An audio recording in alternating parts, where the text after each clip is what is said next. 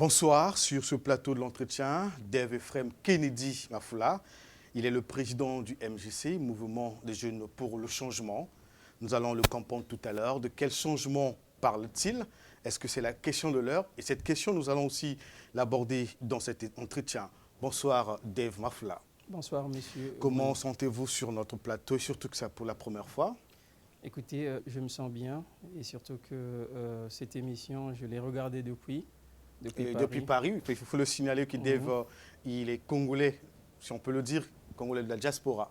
Exactement. Voilà. Ouais. Donc j'ai suivi votre émission depuis Paris, j'ai été intéressé par votre travail. Merci. Et surtout le propre de cette émission. Merci. Donc je suis vraiment très ravi, très honoré que vous me recevez sur ce plateau. Ok, maintenant que nous sommes ensemble, vous allez nous présenter d'une manière synthétique le MJC. Alors le MJC, c'est le Mouvement des Jeunes pour le Changement. Comme j'ai toujours l'habitude de le dire, nous ne parlons pas du changement de la Constitution, nous parlons plutôt du changement systémique.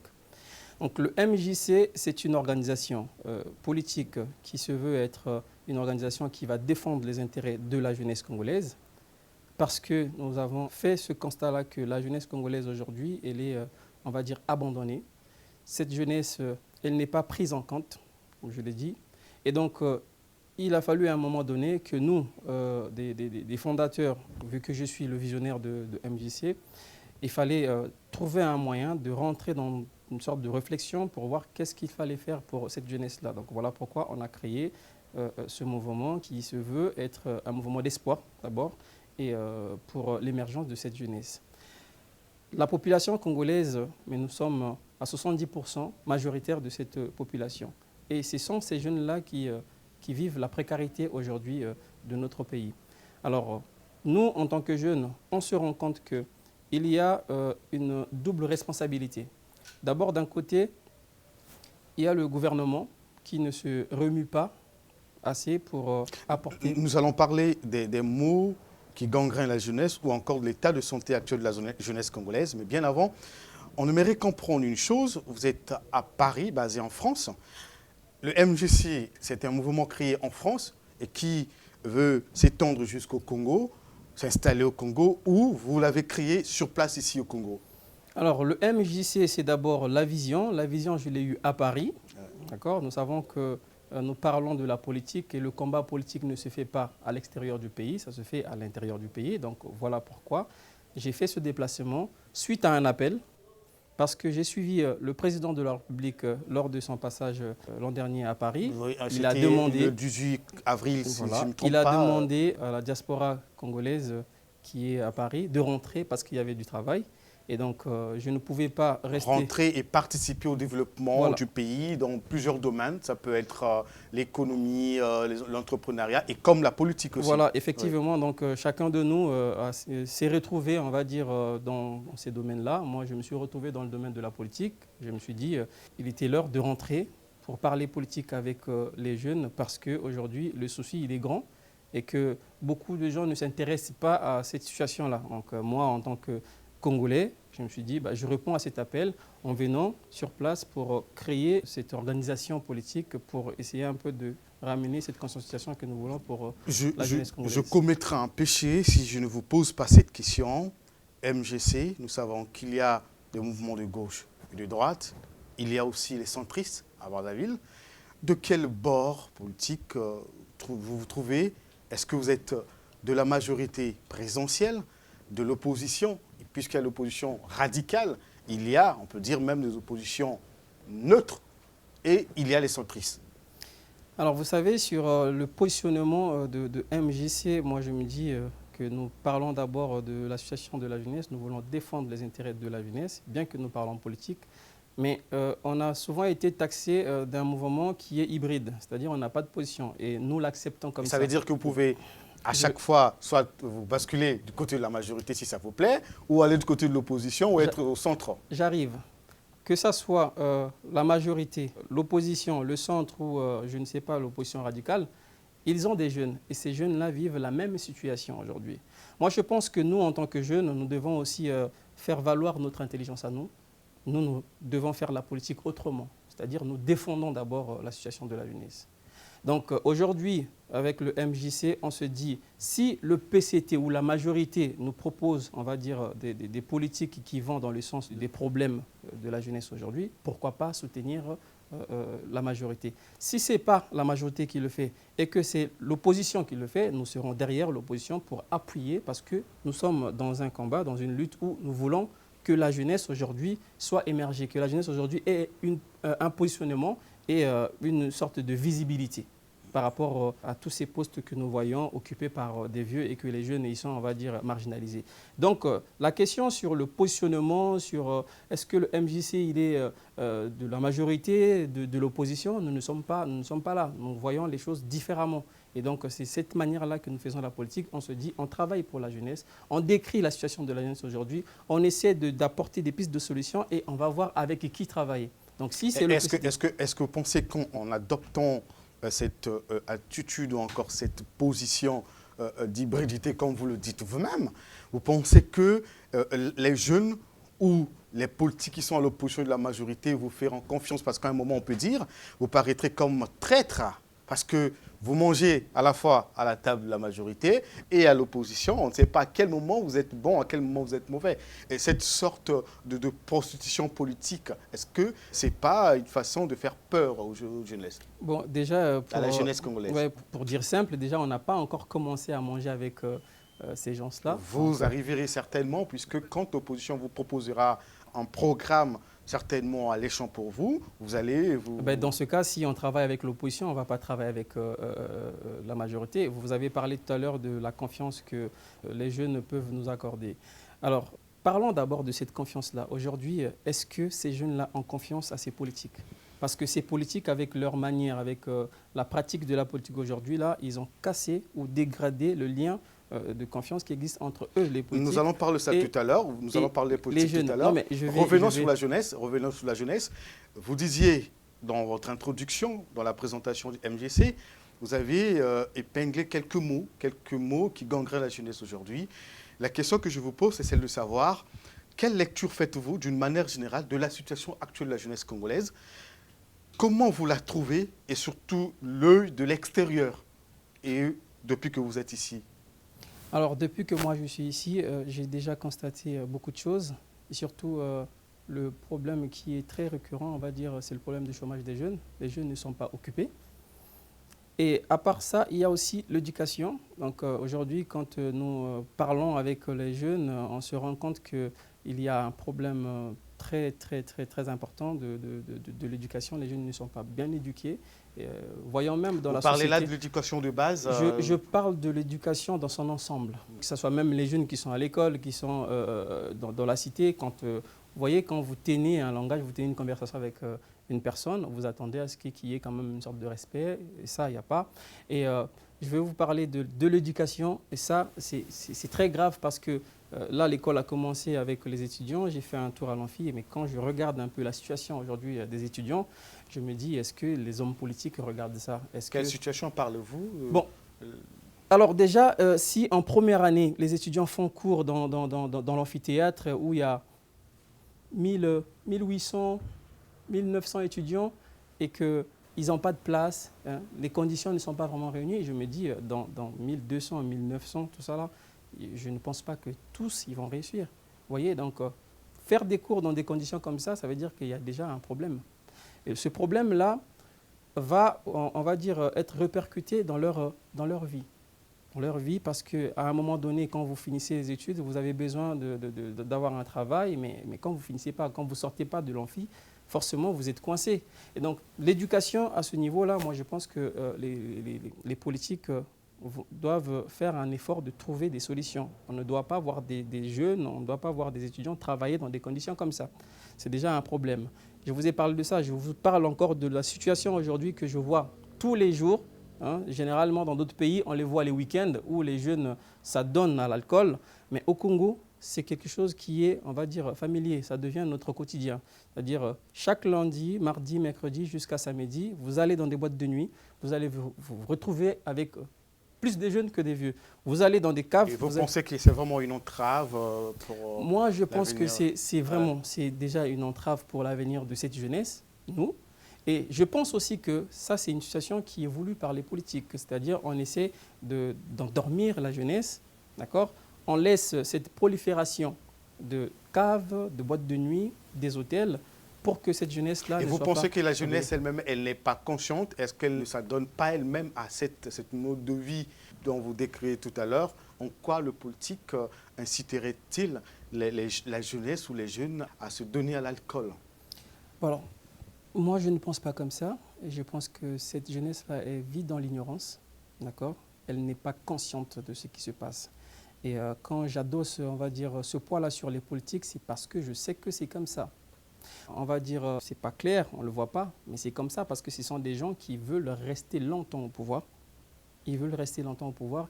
Ils ne veulent pas qu'il y ait une alternance avec la jeunesse. Et donc, qu'est-ce qu'il faut faire? Il faut abrutir la jeunesse pour dire que voilà, demain, ce n'est pas possible avec ces jeunes-là parce qu'ils ne sont pas mûrs, ils ne sont pas responsables, ils n'ont pas, on va dire, la dextérité pour diriger, on va dire, le pays ou bien diriger les entreprises là où ils sont. Vous voyez? Et donc, la jeunesse aujourd'hui, dans des boîtes de nuit, dans des caves, c'est tout simplement parce qu'à un moment donné, il y a des soucis. On va où? On n'a pas de bibliothèque. On n'a pas de cinéma. Est-ce que vous pensez vraiment que dans un pays comme le Congo, on n'a pas un cinéma? Le cinéma, permettez-moi de vous dire qu'on a des jeunes aujourd'hui qui veulent bien, on va dire, faire avancer la culture, faire du cinéma et tout ça, mais quand ils n'ont pas un endroit où aller regarder déjà comment ça se passe les films, ou aller essayer un peu d'avoir des idées, ça veut dire que vous cassez déjà ce rythme-là. Ces jeunes-là ne peuvent pas aller loin. Mais quand ils arrivent à faire ça sans pour autant qu'il y ait quand même une salle de cinéma, ils ne sont pas subventionnés. Vous voyez? Donc ça veut dire qu'à un moment donné, il faut comprendre que ces politiques-là ne travaillent pas assez pour ces jeunes.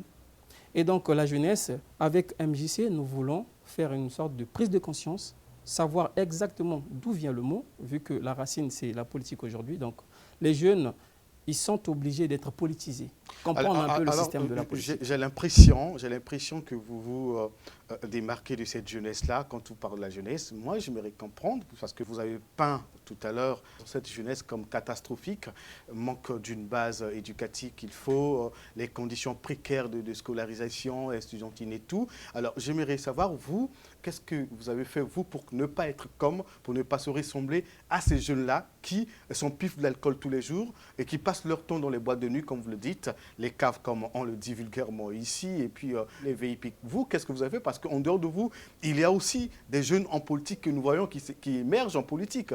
Mais comment ont-ils fait? Comment vous avez fait pour se démarquer de cette jeunesse aujourd'hui qu'on pourrait dire qui devient comme une sorte d'ordure sociale? Bon, il faut reconnaître une chose, que nous parlons de pourcentage, d'accord? Je cherche pas à généraliser. Donc ça veut dire que ce n'est pas toute la jeunesse congolaise? Ce n'est pas toute la jeunesse congolaise, mais il y a juste une petite partie, vraiment une franche partie de la jeunesse congolaise qui aujourd'hui, on va dire, essaie de se démarquer. Et la plus grande sinon, partie, elle est vraiment... La plus grande partie, c'est cette partie-là qui est vraiment, on va dire, embourbée dans ce genre de bêtises où on parle de caves, de boîtes de nuit, on parle des hôtels. Vous voyez? Donc... moi, vous m'avez posé la question, qu'est-ce que j'ai fait? Je pense que j'ai commencé avec cette ambition de faire la politique depuis très longtemps. Donc, à un moment donné, je commençais déjà à me comporter comme tel. Donc, il fallait éviter de passer beaucoup de temps dans une boîte de nuit qu'à l'école. Vous voyez? Donc, il a fallu beaucoup d'énergie. Et ça, je pense que les jeunes aujourd'hui, s'il n'y a pas assez d'efforts pour ceux-là qui veulent évoluer comme les autres, je pense que ça va être un peu... Vous avez dit tout à l'heure qu'il faut politiser la jeunesse pour relever ce défi, le défi dont vous avez cité tout à l'heure. J'aimerais comprendre, pensez-vous que pour régler ce problème du chômage, pour régler ce problème des anti-valeurs aujourd'hui, est-ce qu'il faut forcément que les jeunes se donnent à la politique ou encore qu'ils deviennent eux-mêmes les politiques pour régler leur situation? Est-ce qu'autrement, on ne peut pas trouver de solution? Vous savez, on dit si tu ne fais pas la politique te fera. Donc nous sommes tous consommateurs de la politique. Ce qui se passe aujourd'hui, moi je me dis que si la jeunesse congolaise, vu qu'elle n'est pas une jeunesse révoltante, il faut quand même le dire, mais c'est parce que cette jeunesse elle a une sorte d'ignorance dans la politique. Ils ne savent pas, comme les autres, nous autres qui sont éclairés, que la racine, c'est la politique. La racine, ce sont ceux qui font la politique aujourd'hui. Parce que, regardez, je vous ai parlé de caves, de boîtes de nuit et compagnie, hôtels et tout ça là. Mais vous croyez que quelqu'un aujourd'hui, pour ouvrir une boîte de nuit, il est obligé de passer par le ministère du Commerce? Vous voyez? Donc aujourd'hui, les députés qui sont nos représentants à l'Assemblée, qu'est-ce qu'ils peuvent faire? Ils peuvent voter des lois aujourd'hui pour décourager ce genre d'activité. C'est-à-dire on peut augmenter même les taxes, d'accord, pour éviter que dans chaque coin de rue de Brazzaville, qu'on trouve au moins 2, 3 caves. Ça pourrait déjà aider les jeunes. Et hormis ça, il faut créer, on va dire, des structures, des conditions. Je vous ai parlé tout à l'heure de bibliothèques, je vous ai parlé de cybercafé, pour qu'un jeune qui est soucieux de son avenir puisse au moins aller dans une bibliothèque, faire sa lecture, essayer de mettre quelque chose dans la tête. Parce que quand on va mettre de l'alcool dans la tête, alors moi je me dis... Mais écoutez, vous parlez des bibliothèques, le ministère de la Jeunesse a quand même mis en place des maisons de jeunesse dans presque tous les arrondissements de Brazzaville. Mais malheureusement, le constat que nous avons fait, ces maisons ne sont pas fréquentées par les jeunes. Les jeunes n'aiment pas la lecture. Les jeunes ne s'intéressent pas à tout ce que vous dites là. Ce qui intéresse les jeunes, c'est la boisson, comme vous le dites, c'est la vie facile, c'est un constat que nous avons fait, attendre du travail à la fonction publique. Alors, quelle est notre alternative? Parce que tout ce que vous dites est aujourd'hui réalisé, est fait. Moi, je vais réitérer que je fustige, on va dire, les hommes politiques parce que vous avez parlé de ce que le ministère de la Jeunesse a fait. Mais moi, je vous dis qu'ils ont toujours l'habitude de mettre la charrue avant les bœufs. D'accord? On doit d'abord commencer par une campagne de sensibilisation. Vous ne sensibilisez pas les populations, vous ne sensibilisez pas les jeunes, vous commencez à mettre des choses comme ça. Vous voyez? Donc aujourd'hui, on n'a pas d'information. Qu'est-ce qui se passe? Si on n'a pas d'information, on ne peut pas aller fréquenter des locaux comme ça. Même si je passe et que je vois, il faut vraiment que je sois curieux. Mais si ce sont des informations, des sensibilisations qui passent à la télé, hein, vous voyez? Donc les jeunes sont au courant et forcément, ils vont aller. Il n'y a pas seulement des jeunes qui veulent aller dans des boîtes de nuit. Il y en a qui veulent apprendre beaucoup de choses. Il y en a qui réclament les bibliothèques, toutes ces histoires-là. Donc quand le ministère veut faire quelque chose pour la jeunesse, je pense que le ministère doit d'abord commencer par l'information, diffuser, sensibiliser les jeunes pour dire que voilà, on a fait quelque chose. Maintenant, là, on va voir, est-ce que ça va marcher comme ça a marché avant ou ça va changer. Jeunesse malade, trop de problèmes, problèmes d'éducation, problèmes de chômage, trop de problèmes. La jeunesse congolaise est malade. C'est le MJC qui le souligne. Alors, comment le MJC pense apporter les solutions, puisque ce que nous constatons, c'est que les jeunes n'ont pas le pouvoir de décision. Alors, comment allez-vous faire pour changer la situation de la jeunesse, puisque les décideurs, comme vous l'avez dit vous-même, ne se préoccupent pas de la situation de la jeunesse congolaise? Alors, le MJC, ça signe des missions. D'accord? Nous voulons d'abord rassembler la jeunesse. Nous voulons faire comprendre à cette jeunesse-là qu'elle doit participer à la gestion de la cité, qui est la politique. Nous voulons faire une sorte de conscientisation à cette jeunesse et politiser la jeunesse, responsabiliser la jeunesse. Donc, à un moment donné, nous allons arriver, tout en faisant ce que j'ai dit, on va arriver à une sorte de synergie où on va former une force électorale. D'accord? Nous savons qu'aujourd'hui, les décisions pour changer les choses aujourd'hui, ça se passe dans le monde politique. Donc, nous voulons aussi faire notre émission dans la politique. 2016, nous avons des élections. Forcément, on aura des candidats qui vont se présenter. À nous maintenant de se préparer. Parce que je dis toujours aux jeunes, à chaque fois qu'on a des rencontres, que nous ne pouvons plus voter comme on a voté avant. On a déjà, on va dire, on nous a manipulés avec les histoires de t-shirts, de billets de banque, où c'était une sorte d'achat de conscience. Et vous êtes contre ça? Je suis contre ça parce que ça fait tâche. Ça fait vraiment tâche à une démocratie. Vous voyez? Donc aujourd'hui, les campagnes électorales, c'est comme si c'était une concurrence de qui a beaucoup d'argent, qui en a moins. Vous voyez? Est-ce que ça, c'est vraiment la politique? Parce que au-delà de ce qui se passe, il y a la jeunesse qui copie. Vous voyez? Donc si aujourd'hui cette jeunesse-là commence à copier des choses pour dire que voilà, pour faire la politique, il faut avoir beaucoup d'argent. Certes, oui, mais ce n'est pas l'argent qui fait la politique, c'est d'abord les idées qui font la politique. Donc ça, nous ne sommes pas d'accord. Donc on essaie de réveiller cette jeunesse-là pour que cette jeunesse puisse avoir une perception des choses pour dire que voilà, en 2016, nous avons des élections. Des élections présidentielles. Donc le président qui va arriver, qu'il soit du PCT, de l'opposition, qu'il soit, je ne sais pas, un indépendant, et il faut que ce président ou ce candidat arrive à comprendre qu'aujourd'hui, la jeunesse, elle est malade et cette jeunesse-là ne va plus aller voter comme elle a voté avant. Donc cette jeunesse veut aller voter des idées. Alors, vous parlez en 2016, les élections, mais il y a un débat. Nous allons aborder ce sujet-là. Il y a un débat aujourd'hui, le changement ou non de la Constitution. les voix se lèvent du côté de la majorité présidentielle aujourd'hui et des individus. Certains individus se sont même affichés clairement pour dire qu'il faut garder le président Sassou à la tête du pays. Vous avez essayé tout à l'heure de décrire l'association de la jeunesse. Est-ce que si aujourd'hui on décide de changer la constitution officiellement et de garder le président Sassou au pouvoir, serez-vous pour lui ou contre? Alors déjà, moi, je vous dis que je suis démocrate. Je veux la démocratie. Et le MJC est un mouvement qui se veut être un mouvement qui va prôner aussi la démocratie. Donc, parlant de la Constitution, est-ce qu'il faut changer, est-ce qu'il ne faut pas changer, est-ce qu'il faut garder le président, il ne faut pas garder le président? Moi, je pense qu'aujourd'hui, nous devons avancer. Nous parlons de la démocratie, mais dans une démocratie, il y a beaucoup d'exigences. Je ne peux pas aujourd'hui être pour le changement de la Constitution pour qu'on maintienne le président Denis Sassou Nguesso.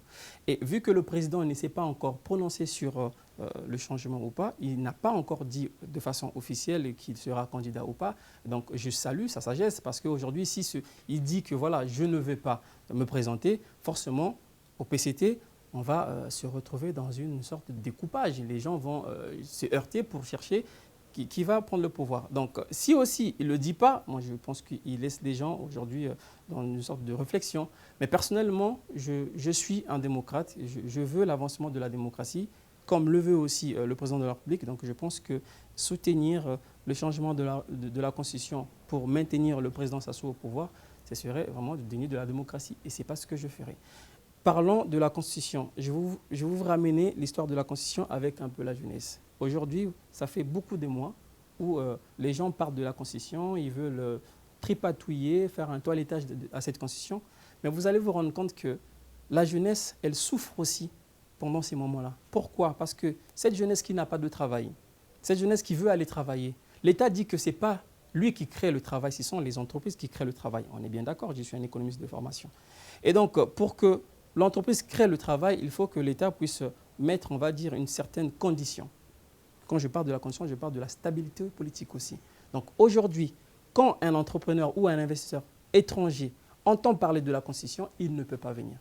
Il ne peut pas aujourd'hui s'hasarder à venir investir dans un pays où il y a un débat sur la Constitution. Donc il y a une sorte de procrastination des entreprises multinationales ou des investisseurs étrangers. Ce qui fait que durant tout ce temps où on parle de la Constitution, les investisseurs ne viennent pas et les jeunes, le taux, on va dire, des jeunes au chômage ne se fait qu'augmenter. Et donc, à un moment donné, ces politiques-là doivent faire, on va dire, un travail simple, faire avancer la démocratie. Faire avancer la démocratie, c'est aussi respecter la Constitution. Ok, d'accord. Nous allons terminer par cette question. C'est le récent sommet sur l'Organisation internationale de la francophonie, l'OIF, qui s'est tenu à Dakar, au Sénégal. Un nouveau secrétaire général qui succède à Abdou Diouf. Il y a aussi, pendant ce sommet, ce qui a beaucoup marqué, c'est le discours du président français François Hollande, un discours directement adressé aux chefs d'État africains qui sont tentés, surtout tentés, de changer la Constitution. Il y a le Congo-Brazzaville, le Congo-RDC, et puis il y a le Togo également. Voilà. Maintenant, les voix sont divergentes, discordantes là-dessus. Il y a une partie des Africains qui pensent que François Hollande n'avait pas le droit de donner ses instructions aux chefs d'État africains, de s'immiscer dans les problèmes africains, et d'autres qui pensent que Hollande, en tant que démocrate, comme vous l'avez dit, a raison comme ça d'interdire aux chefs d'État africains de changer la Constitution. Quel est votre point de vue? Alors déjà, je n'ai pas aimé que Hollande puisse donner des leçons au président africain. D'accord? J'ai eu l'impression de voir un papa qui parlait à ses enfants. Alors que nous sommes un État de droit, nous sommes un État souverain. Donc, ce n'est pas à Hollande de faire ce travail-là, de venir indexer qui que ce soit le président Sassou, que ce soit le président Joseph Kabila et les autres. Mais à un moment donné, je me rends compte que si Hollande il a fait comme ça, c'est parce qu'à un moment donné, ces présidentités ont, on va dire, cette intention, d'accord, d'aller changer les constitutions pour on va dire, personnaliser le pouvoir. Alors là, ça va à l'encontre de la démocratie. Donc, je vais dire que je serai pour et je serai aussi contre de ce que a dit Hollande. Aujourd'hui, Hollande, par rapport à ce qu'il a dit, il devient, on va dire, un espoir des populations étrangères. Donc, les populations congolaises regardent maintenant ce qui fait Hollande au lieu de regarder ce qui fait le président Sassou. Merci, merci Dave Ephraim Kennedy Mafoula. Nous sommes arrivés à la fin de notre entretien. Nous vous remercions d'avoir répondu à notre invitation. Et je pense que vous rentrez dans quelques jours sur Paris et vous reviendrez où vous allez laisser votre mouvement. Alors le combat, il est lancé. Je vais juste, parce que j'ai certaines choses à faire là-bas, mais je vais retourner pour mener les activités de MJC. Merci. On se retrouve la semaine prochaine.